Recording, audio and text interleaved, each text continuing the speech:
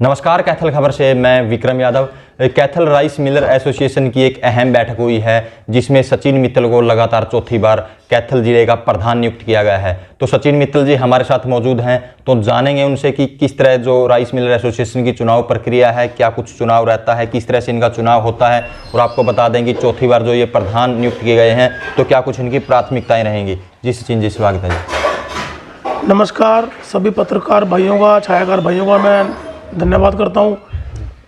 और मैं धन्यवाद करता हूं मेरी सारी राइस मिल ट्रेड का, जिन्होंने चौथी बार मेरे ऊपर विश्वास जताकर सर्वसम्मति से मुझे चौथी बार अपनी सेवा करने का मौका दिया है। विक्रम जी, हमारा जो चुनाव की प्रक्रिया है, परसों हमारे महाराजा अग्रसेन धर्मशाला चिखोली अड्डे पर एक बैठक हुई थी जिसमें हमने अपना सारा पिछले साल का लेखा जोखा दिया और अध्यक्ष अमरजीत छाबड़ा जी को बनाया गया था जी। और सारी ट्रेड ने सर्वसम्मति से मेरे नाम पर सहमति जताई जी। और मुझे सेवा करने का मौका दिया जी। हमारे जहाँ तक मुझे ध्यान है, आज तक हमारी राइस मिल ट्रेड में कभी भी इलेक्शन नहीं हुई, क्योंकि भाईचारे का एक चुनाव होता है और सर्वसम्मति से कोई ना कोई नाम प्रपोज करके बनाई देता है। जो अच्छा कार्य करता है उसको दोबारा मौका दिया जाता है। तो शायद मैं यही समझता हूँ कि मैंने भाइयों की सेवा अच्छे मन से, साफ मन से की है, तो जब भी उन्होंने मुझे चौथी बार प्रधान नियुक्त किया और मुझे सेवा का मौका दिया है जी। और उसके लिए मैं सभी मेरे राइस मिलर भाइयों का भी बहुत बहुत धन्यवाद करना चाहूँगा, और इस जिम्मेवारी को इस साल भी बखूबी बड़े अच्छे तरीके से निभाएंगे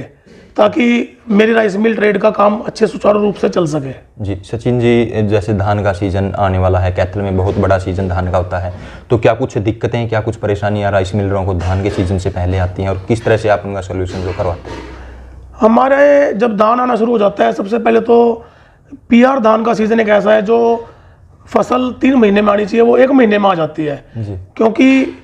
जमींदार जब धान की कटाई करता है तो वो पूरे खेत में एक एकदम कटाई करके कंबाइन से माल कटता है जी। और वो कंबाइन रुकती नहीं है जब कटाई होती है जी। तो उसका इतना ज़्यादा प्रेशर पड़ जाता है कि धान मार्केट में गिल आना शुरू हो जाता है जी। हमारी तो सरकार से सबसे बड़ी डिमांड हर साल एक ही रहती है कि जिस प्रकार पहले टाइमों में सूखे धान आते थे, हाथ की जड़ाई के माल आते थे,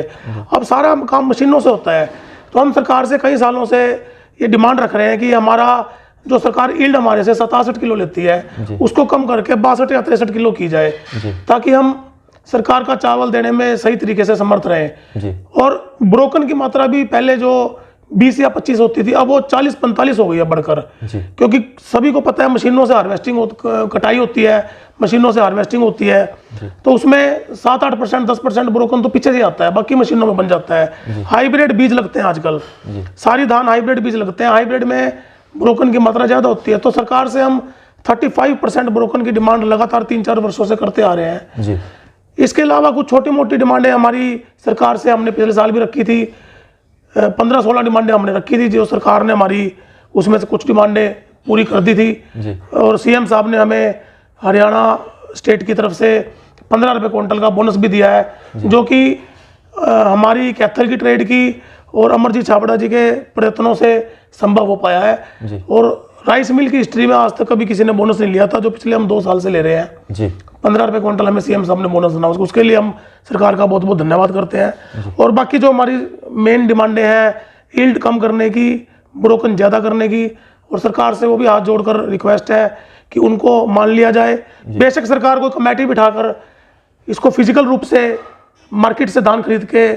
सीजन से पहले इसको एक बार एक्सपेरिमेंट करके देख ले जी। वो जो हम डिमांड रख रहे हैं यील्ड की और टुकड़े की, वो सरकार को भी वही यील्ड मिलेगी और टुकड़ा ज़्यादा बैठेगा जी। तो सचिन जी, जैसे सीजन आने वाला है तो किस तरह से आप जो मांग पत्र तैयार करते हो और कहाँ आप मांग पत्र रखते हो? सीएम साहब से मिलते हो या लोकल लेवल जो प्रशासन है उससे मिलते हो? और किस तरह से, क्या कुछ सीजन से पहले जो मेन जो समस्याएं रहती हैं राइस मिलरों की, वो क्या कुछ रहती हैं और किस तरह सोल्यूशन उनका करवाते हो? हमारी राइस मिल ट्रेड की, पूरे हरियाणा की ट्रेड की मेन समस्याएं जो मैंने अभी आपको बताई है 2 हैं। अब हम इनको सीजन से पहले मांग पत्र हरियाणा लेवल पे तैयार कर हम सीएम साहब से पेश करते हैं, और सीएम साहब के साथ हमारी 1-2 मीटिंग भी होती है जी। और कैथल की तरफ से हम कैथल राइस मिल एसोसिएशन का मांग पत्र तैयार करके उपायुक्त महोदय को ज्ञापन देंगे, ताकि वो हमारी ये डिमांड सीएम साहब तक पहुँचा सकें और इस पर सीएम साहब हमारा मोहर लगाए। और हमारी समस्याएं मेन यही होती हैं कि धान जो गिला आता है, मैं सभी आड़ती भाइयों से, जमींदार भाइयों से, किसान भाइयों से एक हाथ जोड़कर इस मैसेज के थ्रू एक रिक्वेस्ट करना चाहूँगा कि धान की कटाई थोड़ा धीरे करें, ताकि धान सूखा आ सके, जिससे सभी फसलों के किसानों को दाम भी पूरे मिल सकें, राइस मिल ट्रेड को भी फ़ायदा हो सके और हम अपना काम बिल्कुल सुचारू रूप से कर सकें। पिछले साल हमारे यहाँ चीका ने परचेज की थी कैथल, जी जी, तो हमारे कैथल वालों के कुछ कोटे हमारे सीएमआर के रह गए थे। लेकिन इस साल मैं प्रशासन से यही रिक्वेस्ट करूँगा कि चीका को कैथल ना आने दिया जाए, क्योंकि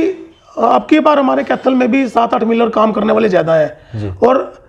according to policy first preference होती है कि लोकल मिलर के कोटे पूरे हो जाएं। लोकल मिलर के कोटे पूरे होने के बाद फिर डिस्ट्रिक्ट मिलिंग कमेटी डिसाइड करती है कि बाहर की जो भी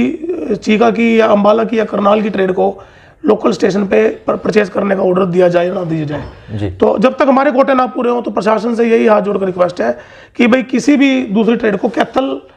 में परचेज करने की परमिशन ना दी जाए। जी सचिन जी, आप लगातार चौथी बार प्रधान चुने गए हो, तो अंत में क्या कुछ मैसेज राइस मिलर एसोसिएशन भाइयों को, आड़ती भाइयों, किसान भाइयों को देना चाहेंगे? जैसा कि मेरे राइस मिलर भाइयों ने मेरे पास विश्वास जताया है और चौथी बार बनाया है, और मैं आपके माध्यम से यही मैसेज देना चाहूँगा मेरे सभी मिलर्स भाइयों को कि सीज़न में कोई भी दिक्कत उत्पन्न होती है वो हम मिलजुल कर आड़ती भाइयों से बैठ के सॉल्व कर लेंगे। और सभी आड़ती भाइयों को मैं एक ये मैसेज देना चाहूँगा कि हम राइस मिलर्स आड़तियों के बसाए बस रहे हैं और आड़ती हमारे बसाए बस रहे हैं। हम दोनों एक ही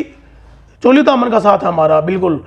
हम एक दूसरे से बाहर नहीं है। जो आड़ती है उनके भी शेलर है, शेलर वालों के भी आड़ती की दुकान है, तो हम सारा काम आड़ती भाइयों के साथ और किसान भाइयों के साथ सारा सीजन मिलजुल कर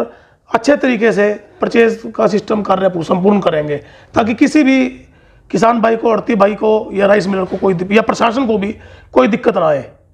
एक जो सरकार ने अभी ई-नेम प्रणाली बारीक धान पर लागू की है, तो मैं सरकार से एक ही अनुरोध करना चाहूँगा कि ई-नेम प्रणाली बारीक माल पर